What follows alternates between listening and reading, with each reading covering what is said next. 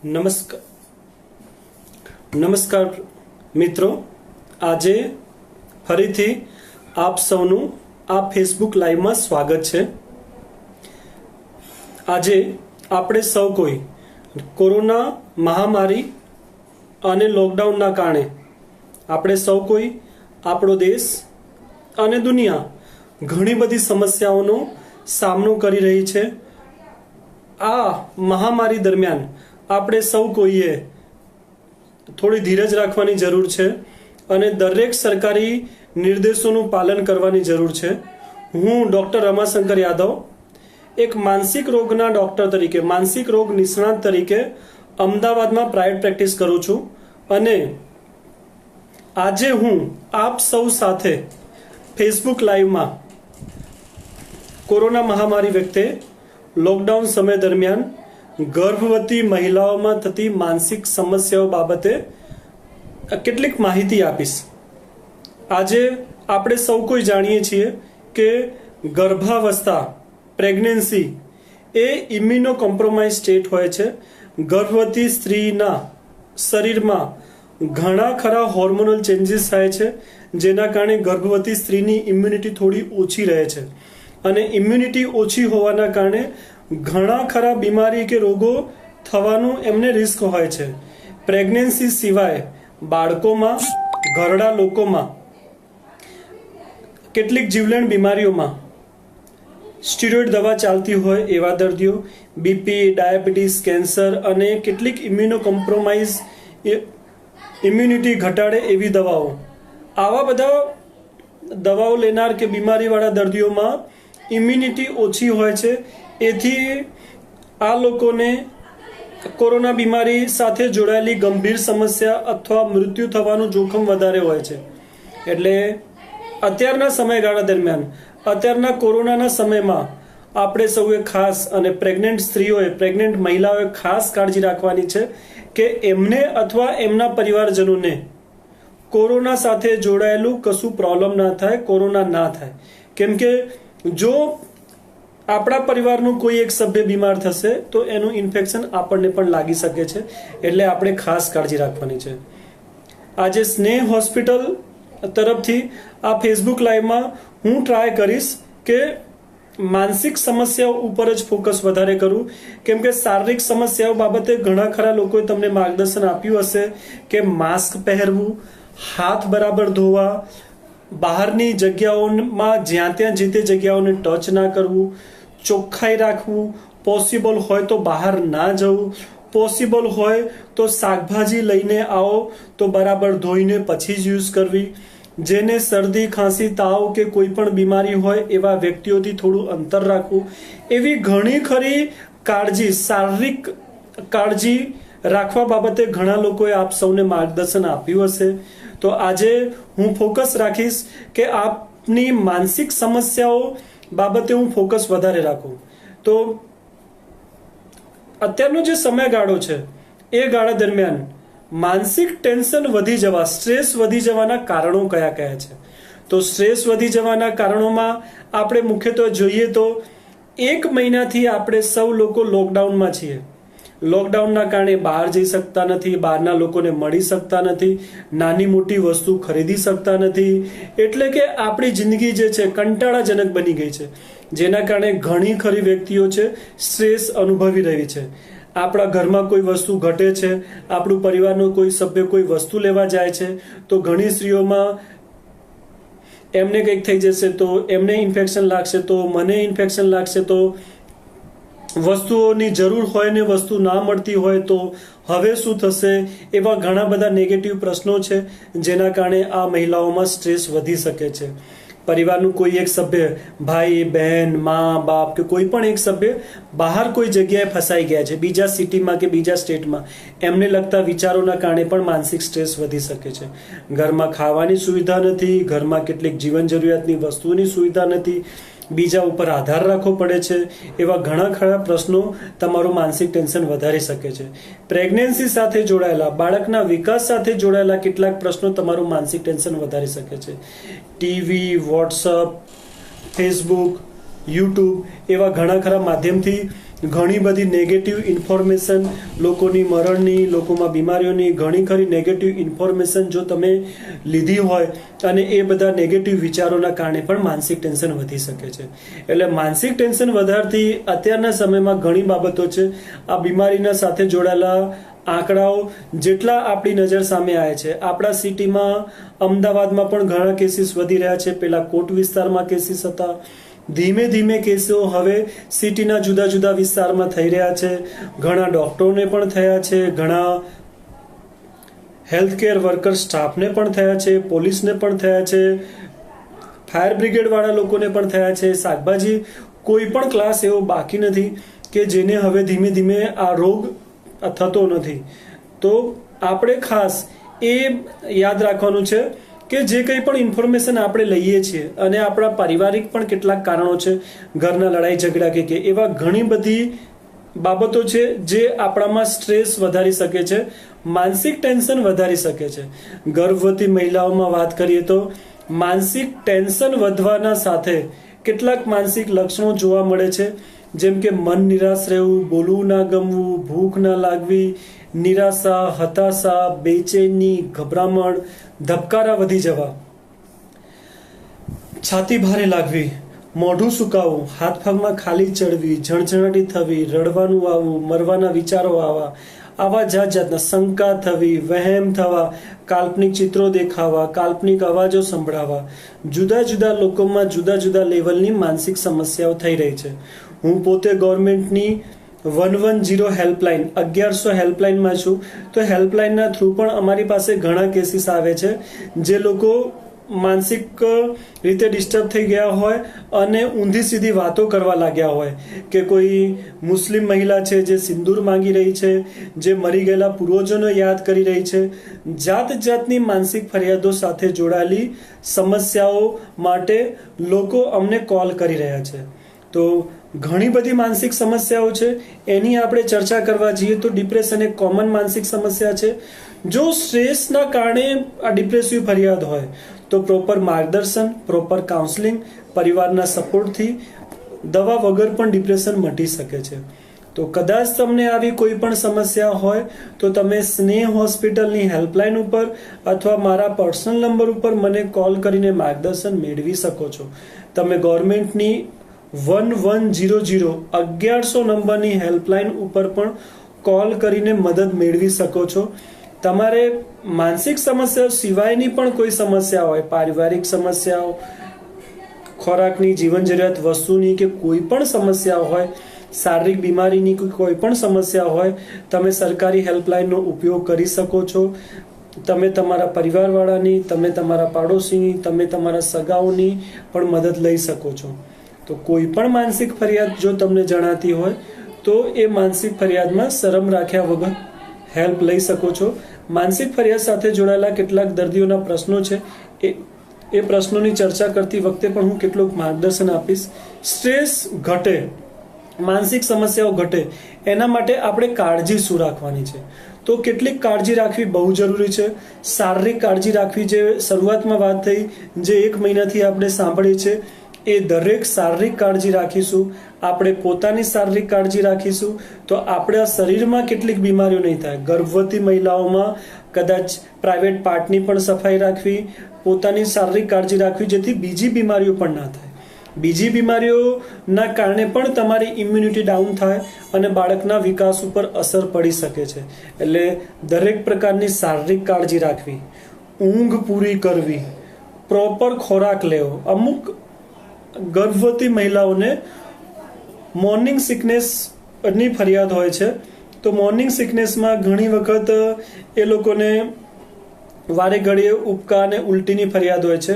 તો એવી સ્ત્રીઓ માટે ગાયનેકોલોજીસ્ટ લોકો ખાસ સલાહ આપતા હોય છે, દિવસમાં 6 થી 7 વખત ખોરાક લેવો, હળવો ખોરાક લેવો, 2-2 કલાકના અંતરાલ પછી ખોરાક લેવો, જેથી પેટ વધારે ભરાય નહીં અને ઉલટી ઉબકા સાથે જોડાયેલી ફરિયાદો ઘટે.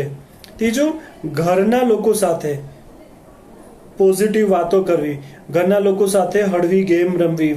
જો ઘરમાં બાળકો હોય તો સાથે ગેમ રમી શકો છો. અત્યારે મહાભારત, રામાયણ અને કેટલીક જૂની સિરિયલો આવે છે જે ધાર્મિક સિરિયલો પણ તમે જોઈ શકો છો. પોતાના જિંદગીમાં બનેલી પોઝિટિવ વાતો પોતાના પરિવાર સાથે ચર્ચા કરી શકો છો. ઘરની બહાર નીકળવાનું બને તેટલું ટાળવાનું છે. બહારના લોકોને મળવાનું બને તેટલું ટાળવાનું છે.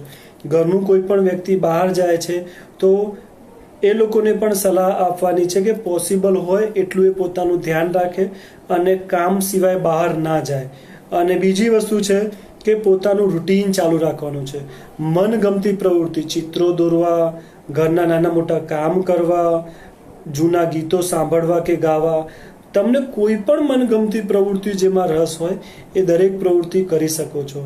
જો તમારી દિનચર્યા જળવાઈ રહેશે, જો તમારું ફેમિલી સાથેનું કોમ્યુનિકેશન જળવાઈ રહેશે, તમારા દૂરના સગા, તમારા મિત્રો સાથે ફોન ઉપર સાદો કોલ કે વિડીયો કોલ ઉપર વાત થશે, તો તમારું ધ્યાન તમારા દિવસ દરમિયાન થયેલી પોઝિટિવ વાતોમાં રહેશે. એટલે સ્ટ્રેસ સાથે જોડાયેલી ફરિયાદો ઘટશે. અને સાથે તમારા મનમાં જેટલા પ્રશ્નો હોય એ પ્રશ્નો માટે તમે સ્પેશિયાલિસ્ટ ડૉક્ટરનું માર્ગદર્શન પણ લઈ શકો છો.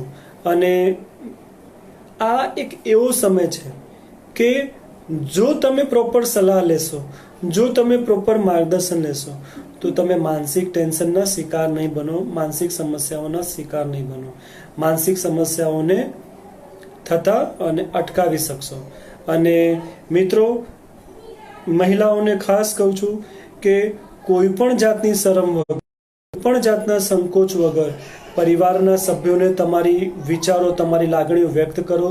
જો તમને મનમાં કોઈ ડિસ્ટર્બન્સ લાગે છે તો તમારા સગાવાળાની હેલ્પ લો. કદાચ તમારા ઘરમાં એવું કોઈ વ્યક્તિ નથી, તમે જોઈન્ટ ફેમિલીમાં રહેતા નથી, તમે હસબન્ડ વાઈફ 2 જણા જ રહો છો અને તમારી કેર કરી શકે એવું પર્સન ઘરમાં નથી, તો પાડોશીઓની મદદ લો. તમારા સગાઓને જાણ કરો કે થોડા દિવસ માટે તમારી સાથે રહેવા આવે. આવી નાની નાની બાબતો જે આપણે શરમ રાખ્યા વગર લોકો, કેમ કે આપણું જે છે સમાજ છે, દરેક વ્યક્તિને એકબીજાની મદદની જરૂર પડે છે. આજે તમને જરૂર છે, તમે તમારા ખાસ લોકોની મદદ લઈ શકો છો, તમે સરકારની મદદ લઈ શકો છો. જ્યારે તમારી કન્ડિશન સારી હશે ત્યારે તમે એ લોકોની મદદ કરશો. એટલે એક સારી ભાવના રાખો અને સારી ભાવના સાથે બીજાની મદદ લેવા અને મદદ કરવા માટે તત્પરતા રાખજો. અને માનસિક સમસ્યાઓ જે છે, માનસિક સમસ્યાઓમાં પોતાનો સ્વભાવ જે છે, સ્વભાવ ઘણી ખરી વખત માનસિક ટેન્શન વધારી દે છે. અમુક લોકો સ્વભાવના કારણે પોતાની જિંદગીમાં નાનામાં નાની બનતી ઘટનાઓ, નાનામાં નાનું ઘર્ષણ, નાનામાં નાનો સંવાદ અને વધુ પડતું મન ઉપર લઈ લે છે. એટલે પોતાની જિંદગીમાં બનેલી ઘટનાઓ, પોતાના શરીરમાં થતી નાની મોટી ફરિયાદોને વધુ પડતું મન ઉપર લઈ લે છે, જેથી ઘણી વખત ગભરાઈ જાય છે. તો કૃપા કરીને કોઈ પણ શારીરિક ફરિયાદ હોય, ગભરાયા વગર તમારા ડૉક્ટર સાથે વાત કરો. ગભરાયા વગર તમારા ડૉક્ટરની સલાહ લો. ગભરાયા વગર તમારા ડૉક્ટરે પ્રિસ્ક્રાઇબ કરેલી દવા લો. ડૉક્ટરને પૂછ્યા વગર કોઈ પણ દવાઓ પ્રેગ્નન્સી દરમિયાન ઉપયોગમાં લેવી નહીં. પ્રેગ્નન્સી દરમિયાન ખાસ કાળજી રાખવી કે ડૉક્ટરની સલાહ વગર ખોટી રીતે લીધેલી દવાઓ ઘણી ખરી વખત તમારા બાળકને નુકસાન કરી શકે છે. એટલે પ્રેગ્નન્સીમાં કોઈ પણ દવાઓ ડૉક્ટરની સલાહ વગર લેશો નહીં. પ્રેગ્નન્સીમાં ખાસ ધ્યાન રાખવાનું છે કે તમારી આસપાસ જે કંઈ પણ ઘટના બની રહી છે, સગામાં કોઈનું મરણ થયું છે, પડોશમાં કોઈનું મરણ થયું છે, તમે ટીવીમાં કોઈના મૃત્યુના સમાચાર, કોઈની ગંભીર સ્થિતિના સમાચાર સાંભળ્યા છે, એને સ્વીકાર. દરેકની કે માણસ બીમાર થાય, માણસનું મૃત્યુ થાય. મૃત્યુ અને બીમારી દરેકના ઘરમાં, દરેકના પરિવારમાં થતી હોય. એને સ્પેસિફિકલી કોરોના સાથે જોડીને બીમારી કે મરણ વિશેનો ડર તમારા મગજમાં ના લાવશો. તમે સમજણ શક્તિ રાખજો, કેમ કે આપણી સમજણ શક્તિ જ આપણો ડર મટાડે છે. સમજણ શક્તિથી જ ડર મટે છે. સમજણ શક્તિ હશે તો ટેન્શન અને ડર સાથે જોડાયેલી ફરિયાદો ઘટશે. એટલે તમારી સમજણ શક્તિ જ તમારો આત્મવિશ્વાસ ઘટતા રોકી શકે છે. એટલે આત્મવિશ્વાસ વધારવો જરૂરી છે. અને આત્મવિશ્વાસ બહારના લોકોની મદદ લેવા કરતાં પોતાના જ વિચારસરણીમાં સુધારો લાવીએ તો ઘણી ખરી વખત વધુ પડતું સ્ટ્રેસ અનુભવાતો નથી. સ્ટ્રેસ આપણે જાતે મેનેજ કરી શકીએ છીએ. હવે મિત્રો આપણે કેટલાક પ્રશ્નોની પણ ચર્ચા કરી લઈએ. સાથે સાથે અમુક દર્દીઓના પ્રશ્નો આવ્યા છે. તો એક બેન છે, 7 મહિનાની પ્રેગ્નન્સી છે અને એ અત્યારે લોકડાઉનના કારણે સ્ટ્રેસમાં છે. એટલે બેનના પ્રશ્ન પ્રમાણે એમને લોકડાઉનનો પણ સ્ટ્રેસ છે અને પ્રેગ્નન્સીનો પણ સ્ટ્રેસ છે. તો લોકડાઉન વિશે જેમ મેં વાત કરી, તો લોકડાઉન તમે ઘરમાં છો એટલે થોડું સ્ટ્રેસ અનુભવી રહ્યા છો, પણ જો તમે મન શાંત રહે એ માટે પરિવારના લોકો સાથે વાતચીત કરશો, હળવી પ્રવૃત્તિ કરશો, સૂવા ખાવાનો સમય સાચવશો, મનગમતી પ્રવૃત્તિમાં જૂના ગીતો સાંભળવા, રામાયણ મહાભારત જૂની સિરિયલો જોવી, પેઇન્ટિંગ કરવું, ડ્રોઈંગ કરવું, જુદી જુદી પ્રવૃત્તિઓ જો કરશો, નાના બાળકો સાથે જો ઘરમાં હોય તો ગેમ રમવી, જુદી જુદી પ્રવૃત્તિ કરશો તો તમને લોકડાઉનનો સ્ટ્રેસ નહીં અનુભવાય. વાસ્તવિકતા સ્વીકારશો કે તમે જ ઘરમાં નથી, આખું દેશ, આખું શહેર, આખી દુનિયા ઘરમાં છે. કેમ કે આપણે ઘરમાં રહીશું તો આ ચેપી બીમારી છે એનો ચેપ નહીં લાગે. તો લોકડાઉન આપણા નુકસાન માટે નથી, એ આપણા ફાયદા માટે છે. જો લોકડાઉનની પોઝિટિવિટી તમે સ્વીકારશો તો તમને માનસિક ટેન્શન જે છે લોકડાઉન વિશેના નેગેટિવ વિચારોના કારણે જે આવે છે એ ઘટી જશે.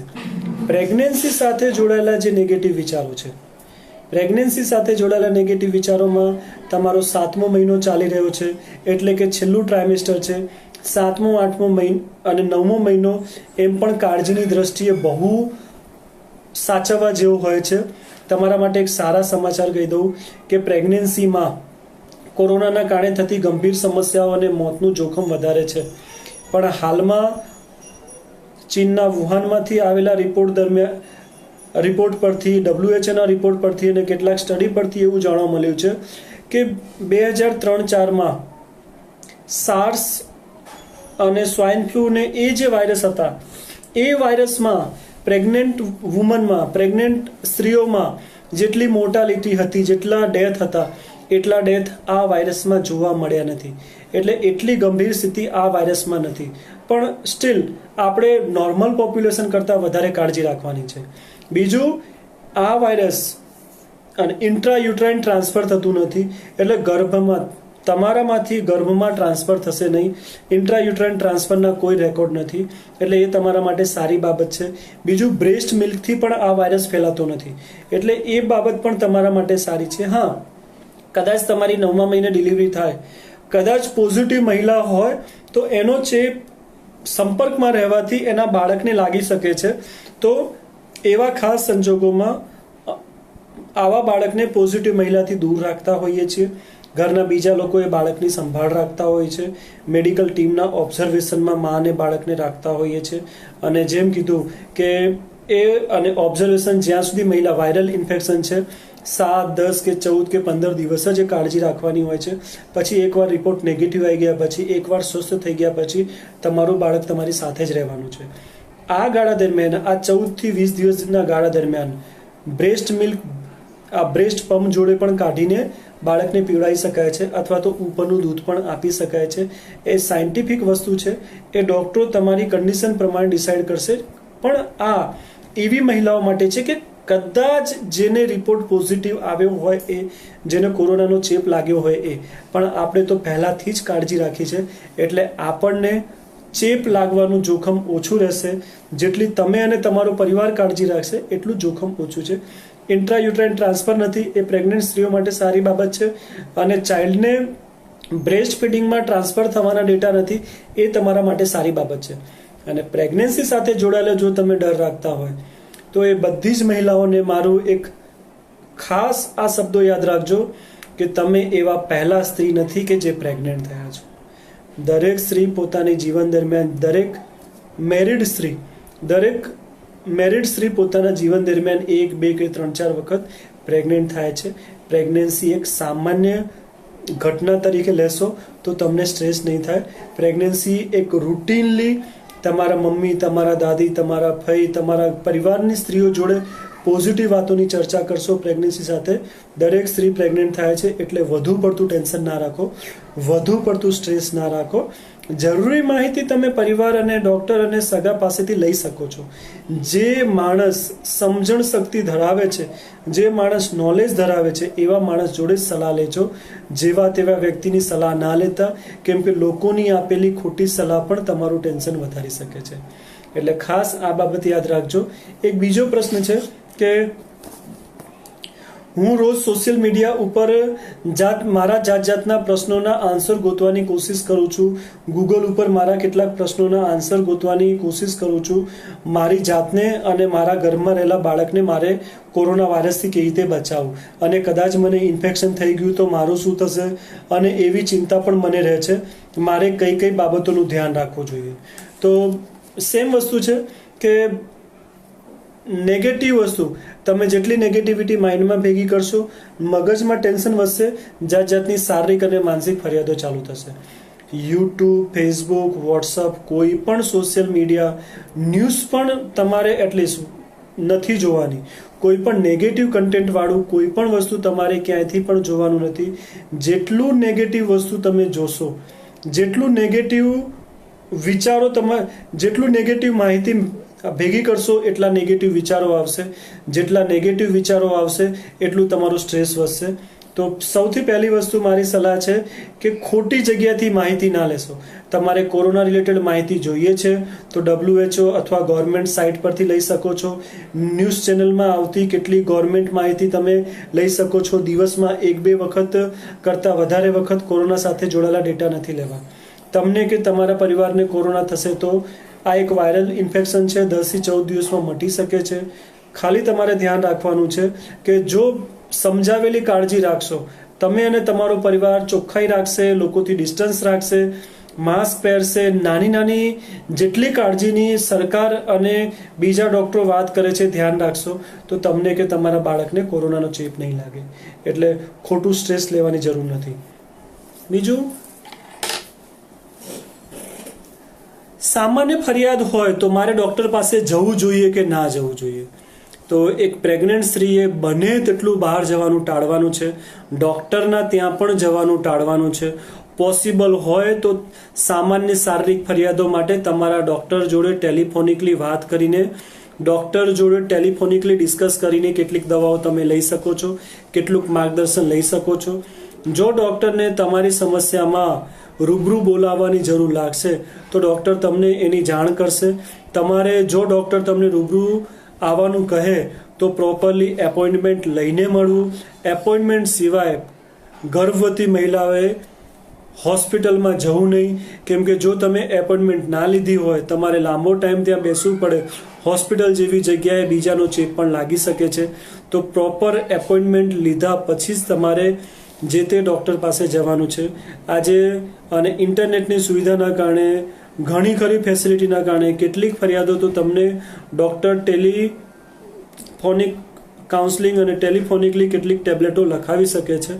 એટલે પોસિબલ હોય તો ફોન ઉપર જ ગાઈડન્સ લઈ લેવું, અને જો જરૂર છે જ બતાવવા જવાની અને ડૉક્ટરને પણ લાગે છે તો પ્રોપર એપોઇન્ટમેન્ટ, પ્રોપર ટાઈમિંગ લઈને જવું, જેથી હોસ્પિટલમાં વધારે સમય ના રહેવું પડે. એના સિવાય નેગેટિવ વિચારો વધારે આવે છે એવો એક બેનનો પ્રશ્ન છે. તો નેગેટિવ વિચારો બેન, કદાચ તમે છેલ્લા 15 દિવસ અથવા મહિના દરમિયાન નેગેટિવ સમાચારો ઉપર વધારે ફોકસ રાખ્યું છે, નેગેટિવ ઇન્ફોર્મેશન મગજમાં જે વસ્તુ ભેગી થઈ છે એના કારણે સ્ટ્રેસમાં છો, જેથી નેગેટિવ વિચાર વધારે આવે છે. એને એક બેઝિક રીતે સમજાવું તો, હું જંગલમાં ગયો, મારી સામે વાઘ આવી ગયો, વાઘને જોઈને મને બેચેની થાય છે, ગભરામણ થાય છે, શ્વાસ ચડે છે. એ મને કોઈ શ્વાસની કે હૃદયની બીમારીના કારણે નથી. મારા મગજમાં સતત નેગેટિવ વિચાર ચાલે છે, મારી નાખશે, ખાઈ જશે, મારી નાખશે, ખાઈ જશે, શું થશે, શું થશે, હું બચીશ, નહીં બચું, શું કરું, શું કરું, શું કરું. તો આ જે નેગેટિવ વિચારો આવે છે, નેગેટિવ ઘટના જે છે, મારી સામે જે વાઘ છે, નેગેટિવ ઘટનાના કારણે મારા મનમાં નેગેટિવિટી જે ભેગી થાય છે એના કારણે આવતા ટેન્શનવાળા વિચારો છે. સેમ વે તમે દિવસ દરમિયાન જે કંઈ પણ નેગેટિવ વસ્તુ જુઓ છો, સાંભળો છો, એના કારણે મગજમાં જે પ્રશ્નો ભેગા થાય છે, પ્રશ્નોના કારણે આવતા નેગેટિવ વિચારો છે. તો ખોટી રીતે કોઈ પણ નેગેટિવ વસ્તુ જોશો નહીં, કોઈ પણ નેગેટિવ માહિતી ભેગી ના કરશો. તમને કોઈ પ્રશ્ન છે તો ડાયરેક્ટલી સ્પેશિયાલિસ્ટની મદદ લો. ખોટી રીતે નેગેટિવિટી ભેગી નહીં કરો. મનગમતી પ્રવૃત્તિ કરશો, હળવી મસ્તી મજાક, હળવા ટાઈમપાસ, જૂના મનગમતા ગીતો સાંભળશો, મનગમતી પ્રવૃત્તિ અને પરિવાર લોકો સાથેનો ટાઈમપાસ તમને નેગેટિવ વિચારોમાંથી બહાર કાઢી આપશે. ઊંઘ નથી આવતી. ઘણી ખરી પ્રેગ્નન્સીમાં એક ખાસ વસ્તુ કહીશું. એક બેનો સવાલ છે, સાહેબ મને ઊંઘ નથી આવતી. તો ઊંઘ ના આવવા પાછળ પણ એક નેગેટિવ વિચારો જે મેં સમજાવ્યા એ કારણ હોઈ શકે. એના સિવાય પણ ઊંઘ ના આવવા બાબતે આપણી કેટલીક ખોટી ટેવો પણ જવાબદાર હોય છે. પ્રેગ્નન્સીમાં ઊંઘની ગોળીઓ પૂછ્યા વગર ચાલુ કરતા નહીં. સ્પેશિયાલિસ્ટની સલાહ વગર કોઈ પણ ગોળીઓ ચાલુ કરતા નહીં. ઊંઘની ફરિયાદ માટે સૌથી પહેલી વસ્તુ છે, વધારે તીખો વધારે ભારે ખોરાક રાત્રિ દરમિયાન લેવાનું નથી. ચા કોફી મગજને ઉત્તેજિત કરતી વસ્તુ રાત્રે લેવાની નથી. રાત્રે ટીવી મોબાઈલના મોડે સુધી ટાઈમપાસ નથી કરવા. 9 વાગ્યા પછી ટીવી કે મોબાઈલનો ટાઈમપાસ નથી કરવો. વ્યસન જો કદાચ હોય તો વ્યસન કરતી વસ્તુ પ્રેગ્નન્સી દરમિયાન લેવાની નથી. ઘરમાં કોઈ પણ જાતનું ટેન્શનવાળું વાતાવરણ હોય તો ઘરના ટેન્શનવાળા વાતાવરણને સહેલાઈથી એનો ઉકેલ લાવો. દિવસ દરમિયાન વધારાની ઊંઘ કરતા હોય તો દિવસ દરમિયાનની ઊંઘ થોડી ઘટાડવી. આ બેઝિક વસ્તુ છે. આ બેઝિક વસ્તુ દિવસ દરમિયાન હળવું ચાલવું, હળવું કસરત કરવી, જેથી ફિઝિકલી સ્ફૂર્તિ અને કસરત રહે, જેના કારણે રાત્રે સારી ઊંઘ આવે. દિવસ દરમિયાન હળવી કસરતો કરવી, નાની નાની વાત મન ઉપર લઈને ટેન્શન ના કરવું, ખોરાકમાં કાળજી રાખવી, દિવસ દરમિયાન વધારાની ઊંઘ ના કરવી, સાંજના ટાઈમે ચા કોફી કે એવી વસ્તુ ના લેવી, નેગેટિવ વસ્તુ જોવી કે સાંભળવી નહીં, રાત્રે ટીવી કે મોબાઈલનો ટાઈમપાસ ના કરવો. આટલી બાબતો યાદ રાખશો તો તમારી ઊંઘની સમસ્યામાં જો કુદરતી સોલ્યુશન આવી જાય તો ઊંઘની દવાની જરૂર નથી. અમુક સંજોગોમાં અમારે જરૂર હોય છે ત્યારે અમે દર્દીઓને લો ડોઝમાં ઊંઘની ટેબ્લેટ આપતા હોઈએ છીએ, જે બેચેની ગભરામણ પણ ઘટાડે છે. તો જરૂર લાગે તો નજીકના સાયકેટ્રિક ડૉક્ટરનો કે અમારો સંપર્ક કરવો. ખરાબ સપના આવે છે. સેમ વે દિવસ દરમિયાનની નેગેટિવ ઘટનાઓ અને વિચારો રાત્રિ દરમિયાન ખરાબ સપના લાવી શકે છે. બેચેની થાય છે, ગભરામણ થાય છે, મોઢું સુકાય છે. પેનિક અટેક સાથે જોડાયેલી ફરિયાદો કેટલાક દર્દીઓ કરતા હોય છે. તો પેનિક અટેકમાં જે મેં વાત કરી વાઘવાળી વાતથી, કે હું જંગલમાં ગયો, મારી સામે વાઘ આવી ગયો, વાઘને જોઈને બેચેની થાય, ગભરામણ થાય, છાતી ભારે લાગે, ધબકારા વધે, છાતીમાં દુખે, મોઢું સુકાય, હાથ પગ ખેંચાય, માઇન્ડમાં સ્ટ્રેસ વધે, ત્યારે આ થતા શારીરિક લક્ષણો છે. અને આ શારીરિક લક્ષણો ઘણી વખત આ નેગેટિવ વિચારો ભેગા થવાના કારણે પણ હોય છે, જેને પેનિક અટેક કહેવાય. આ 1 થી 2 મિનિટ, 5 મિનિટ કે 10 મિનિટ રહેતા હોય, પછી જાતે જ મટી જતા હોય છે. આ પેનિક અટેકમાં જે શ્વાસ ચડે છે, ગભરામણના કારણે થતો શ્વાસ છે. આમાં તમને શ્વાસની બીમારી, તાવ, કફ કે બીજું કશું જ નથી. અને આ જાતે જ 5-7 મિનિટ, 10 મિનિટમાં ઘટી જાય છે. નેગેટિવ વિચારો સાથે એનું કનેક્શન હોય છે. નેગેટિવ વિચારો વધી જવાના કારણે હોય છે. તો એને સમજવું અને પેનિક અટેક ઘટાડવા માટે જે નેગેટિવ વસ્તુ જે મેં સમજાવી છે, નેગેટિવ વસ્તુ ઘટાડવી અને પોઝિટિવિટી, પોઝિટિવ લાઇફસ્ટાઇલ અને એક્ટિવ લાઇફસ્ટાઇલ અને ફેમિલી સાથેનું પોઝિટિવ બોન્ડિંગ રાખશો તો આ દરેક વસ્તુ ઘટી જશે. અને બીજી જે વસ્તુ છે કે પેનિક અટેક જે છે, પેનિક અટેક જ સમજવું એવું જરૂર નથી. તમારા ડૉક્ટર સાથે ચર્ચા કરો. આ કોઈ શારીરિક ફરિયાદના લક્ષણ હશે તો ડૉક્ટર તમને બોલાવશે. તમારી ફરિયાદ સાંભળીને ડૉક્ટર નક્કી કરશે કે આ શારીરિક બીમારીનો ભાગ છે તો જે તે રિપોર્ટ કરાવશે. જો સાથે શરદી, કફ, તાવ કે બીજી ફરિયાદ છે તો કદાચ એ સિઝનલ શરદી, કોરોના કે કોઈનો પણ ભાગ હોઈ શકે તો ડૉક્ટર તમને બોલાવીને જરૂરી તપાસ કે કરાવશે. પણ જો માનસિક ટેન્શનના કારણે થતી ગભરામણો અને શ્વાસ ચડવું એ 5 થી 10 મિનિટ, 15 મિનિટ, 20 મિનિટમાં બેસી જતી હોય છે. કોરોના કે શ્વાસની બીમારી કે શરદી, કફ, ન્યુમોનિયામાં શ્વાસ જાતે બેસી ના જાય. શ્વાસની તકલીફની સાથે સાથે કફ, તાવ, ભૂખ ના લાગવી, બીજી શારીરિક ફરિયાદ પણ હોય છે. તો શ્વાસ ચડે છે એ વાતને લઈને ગભરાવશો નહીં. શ્વાસની સાથે શ્વાસની બીમારીના લક્ષણ હોય તો જે શારીરિક ખામીના લક્ષણ છે, નહીં તો આ માનસિક ટેન્શનનું લક્ષણ છે. તો એ વસ્તુ પણ ધ્યાનમાં રાખવી. ડિપ્રેશન ઘણી વખત આપણે જોયું હશે તો છેલ્લા 15 દિવસમાં ઘણા સુસાઇડ થયા. દરેકમાં કારણો જુદા જુદા હતા, પણ સુસાઇડ એ ડિપ્રેશનનું લક્ષણ છે.